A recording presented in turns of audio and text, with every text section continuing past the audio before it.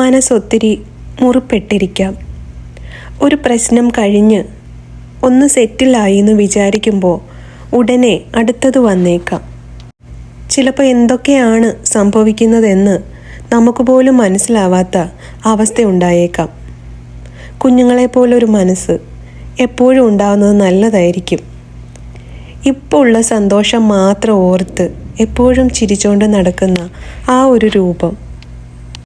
ഈ പ്രശ്നങ്ങൾ എന്ന് പറയുന്ന കാര്യമുണ്ടല്ലോ, അതിനെയാണ് നമ്മൾ ശരിക്കും പേടിപ്പിച്ച് നിർത്തേണ്ടത്.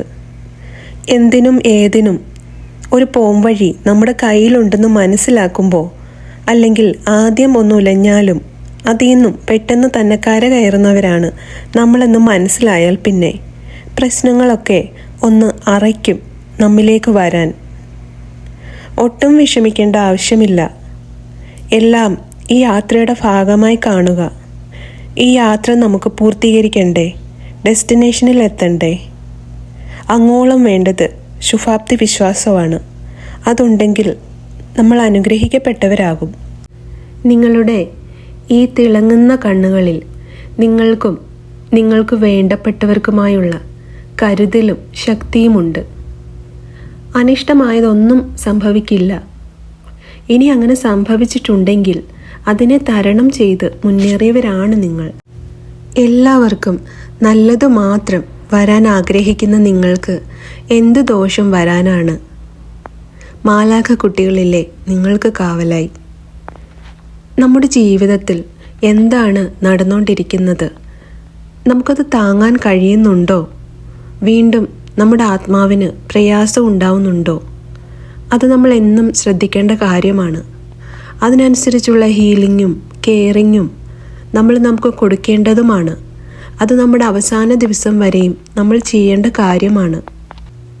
ഒരുപാട് സഹിക്കാൻ വയ്യാത്ത, ചിലപ്പോൾ ആരോടും പറയാൻ പോലും കഴിയാത്ത പ്രയാസങ്ങളൊക്കെ ഉണ്ടെങ്കിൽ ഒരു നിമിഷം നമ്മെക്കാട്ടിൽ അനുഭവിക്കുന്ന ആൾക്കാരെ ഒന്ന് ഓർത്താൽ മതി. ശ്വാസം കിട്ടാതെ വേദന കാരണം ഉറങ്ങാൻ കഴിയാത്തവരൊക്കെ. അതൊക്കെ വെച്ച് നോക്കിയാൽ നമ്മുടെ പ്രശ്നം, നമ്മുടെ ഈ എടുത്താൽ പൊങ്ങാത്ത പ്രശ്നത്തിന് ചിലപ്പോൾ ഒരു കടുകുമണിയുടെ തൂക്കമേ വരൂ.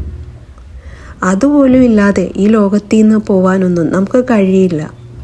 നമ്മൾ വന്നു പെട്ടിരിക്കുന്ന ഈ ലോകം അങ്ങനെയാണ്. എപ്പോഴും നമുക്കുള്ള ഓരോ കുഞ്ഞു കുഞ്ഞു അനുഗ്രഹങ്ങളും എഴുതിക്കൊണ്ടിരുന്ന, ഓർത്തോണ്ടിരുന്ന നമുക്ക് നല്ല സന്തോഷം ഉണ്ടാവുന്നതാണ്.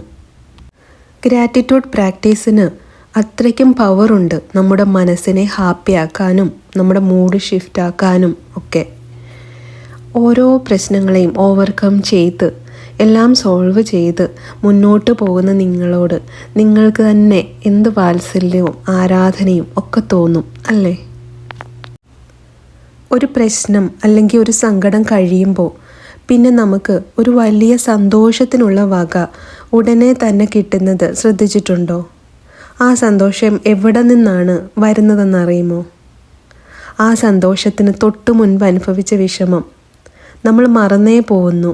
അല്ലെങ്കിൽ ഈ വിഷമം ആ സന്തോഷത്തിനോട് ചേർന്ന് അലിഞ്ഞങ്ങ് പോകുന്നു അല്ലേ?